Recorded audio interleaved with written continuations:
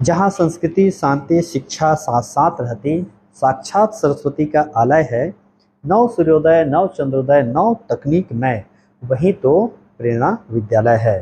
परंपरा को लेकर साथ आधुनिकता से मिला रहा लय है, और शिक्षकों के प्रयास से छात्र सर्वत्र पार है, स्वर्णिम विजय है।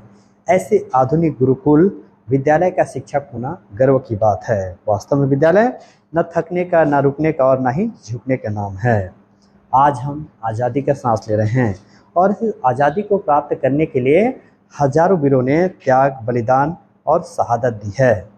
उनके इस शहादत को हमें हमेशा याद रखना है। यही हमारी युवा पीढ़ी को प्रेरणा देती है कि जब आंखें खुले तो धरती हिंदुस्तान की हो, जब आंखें बंद हो तो यादें हिंदुस्तान की हो।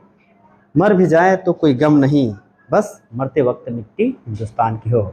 ऐसी आज़ादी को हमें संभाल कर रखना है। हम यह शपथ लें कि आज़ादी की कभी शाम नहीं होने देंगे, शहीदों की कुर्बानी बदनाम नहीं होने देंगे।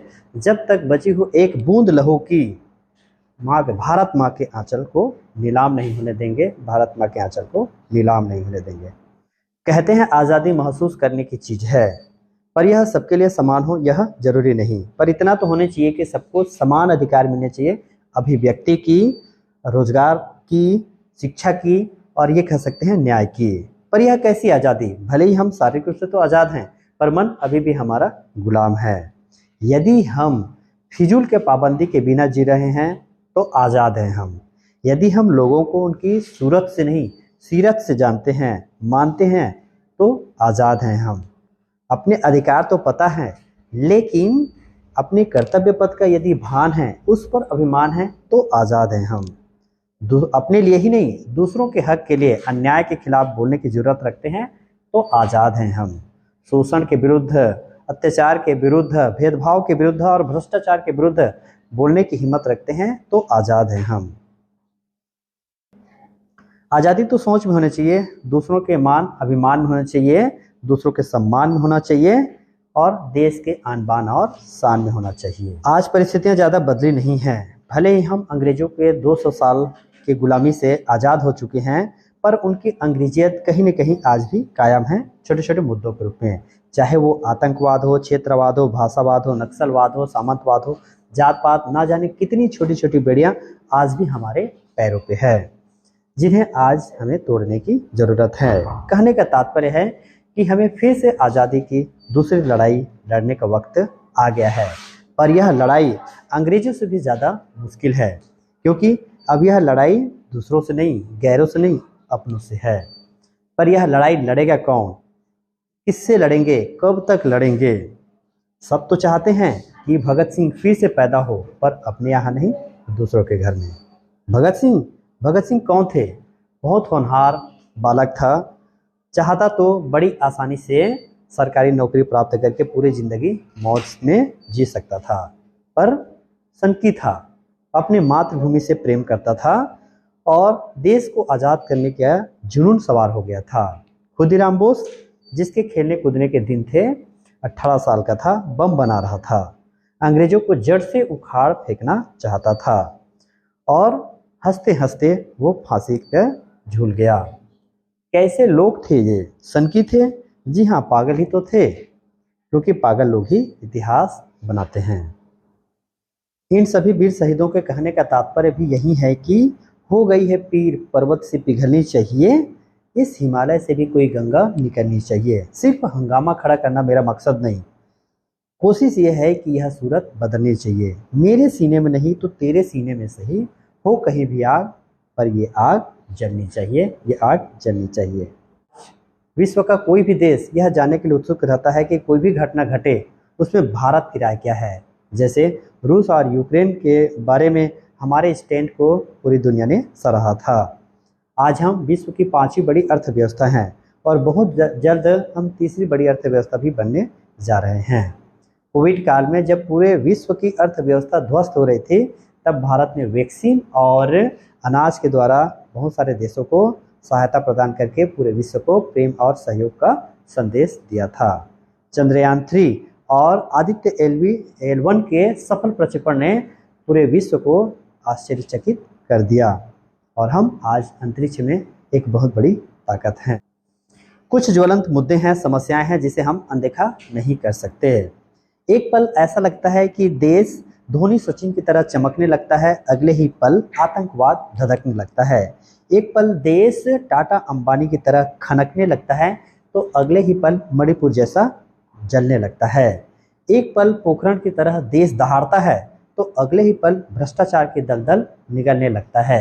एक पल चंद्रयान 3 की तरह दुनिया मुट्ठी में लगता है तो अगले ही पल दंगे पे दंगा शर्मिंदा लगता है। कन्फ्यूजन ही कन्फ्यूजन है, पर सॉल्यूशन हम ही हैं। इन छोटी छोटी समस्याओं से हमें उबरना होगा, हमें जिम्मेदारी लेना होगा। केवल सरकार के द्वारा नियम कानून बना देने से समस्या का हल नहीं होगा। हम केवल नदी किनारे बैठ करके मछली को उछलने का इंतजार नहीं कर सकते, बल्कि हमें पानी में उतरना होगा और शिकार करना होगा। याद रहे कि हर समस्या का हल निकलेगा, आज नहीं तो कल निकलेगा।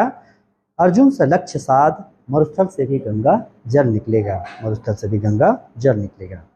हम अपनी देशभक्ति केवल सीमा पर जाकर के दुश्मनों से लड़ करके सिद्ध नहीं कर सकते, बल्कि हम जहाँ पर हैं, जिस स्थिति में हैं, जैसे भी हैं, अपने कर्तव्य परायणता के द्वारा, अपने कार्य के प्रति निष्ठा के द्वारा और अपने 100% कंट्रीब्यूशन के द्वारा भी करके देशभक्ति दिखा सकते हैं।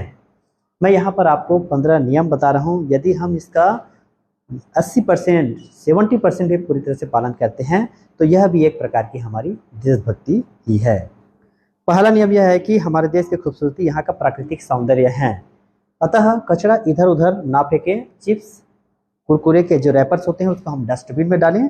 दूसरा नियम यही है कि उतना ही ले थाली में कि व्यर्थ न जाए नाली में। गुटखा, पाउच और पान आफत में जान। तीसरा नियम यह है कि नल और पंखे यदि ज़रूरत में ना हो तो उसे बंद कर दें। चौथा, 3R को फॉलो करें, right time, right place and right turnout. मतलब सही जगह पर सही समय पर उसके अनुरूप हमारा टर्नआउट होना चाहिए। पांचवा नियम यह है कि दीवारों पर, बाथरूम पर कुछ ना लिखें, यह हमारे मानसिक दिवालेपन को दिखाता है। छठवां, साल में एक पौधा जरूर लगाएं और उसका देखभाल करें। सातवां, विद्यार्थी पंच लक्षणम का पालन करें, काकचेष्ट वको ध्यानम स्वानिद्र तथैव च अल्पहारी गृह त्यागी विद्यार्थी पंच लक्षणम। आठवां, अपने गुरुओं का सम्मान करें, माता पिता के आज्ञा का पालन करें। नौवां, जियो और जीने दो, दूसरे जीवों को भी जीने का उतना ही अधिकार है जितना हमें। 10वां, बड़ों का आदर करें, छोटों का सम्मान करें और गाली गलौज बिल्कुल भी ना करें। 11वां नियम है अन्याय का विरोध करें, भेदभाव से दूर रहें और रिश्वत का लेन देन कभी ना करें। सरकारी संपत्ति को नष्ट होने से बचाएं, अपने कार्यस्थल पर श्रद्धा रखें और अपनी ड्यूटी ईमानदारी से करें। 13वां रूल है ट्रैफिक नियमों का पालन करें। यातायात के जो नियम है उसको पूरी तरह से पालन करके हम अपनी नहीं बल्कि दूसरों की जिंदगी भी बचा सकते हैं। 14वां नियम है नारियों का सम्मान करें, संस्कारित बने, यत्र नार्यस्तु पूज्यन्ते तत्र रमन्ते देवता। और आखिरी नियम 15वां नियम है जिम्मेदारी लें, बेहतर करने का प्रयास करें, एक उदाहरण प्रस्तुत करें।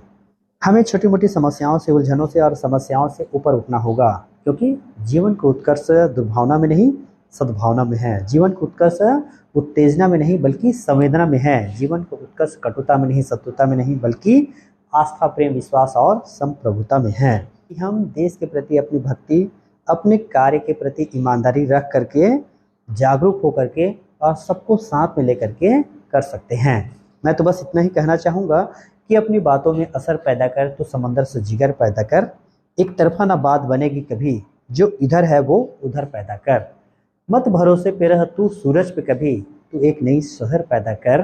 अगर लुत्फ लेना चाहते हो जिंदगी का, एक छोटे से बच्चे सी नज़र पैदा कर, एक छोटी सी बच्चे की नज़र पैदा कर। Thank you.